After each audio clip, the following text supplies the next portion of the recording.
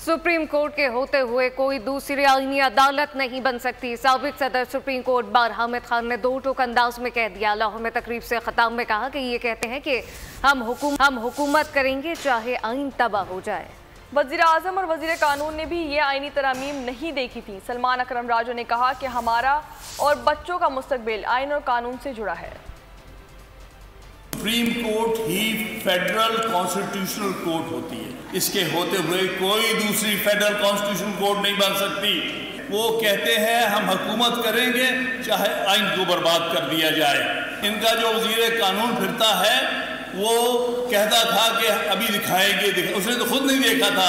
न वज़ीर आज़म जो कहता अपने आप को उसने कभी देखा था।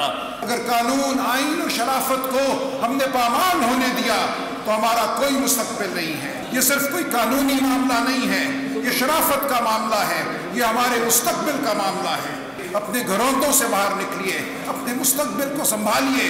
जुडिशरी की, अदलिया की आज़ादी की अगर कोई बात करता है तो उसको नुकसान पहुंचाने की कोशिश करता है तो उसकी हिफाजत करना भी हमारा फर्ज है। जब तक ये दो बार आज़ाद वकीलों के हाथ में नहीं होगी, आपको हर वक्त मुश्किल होगी।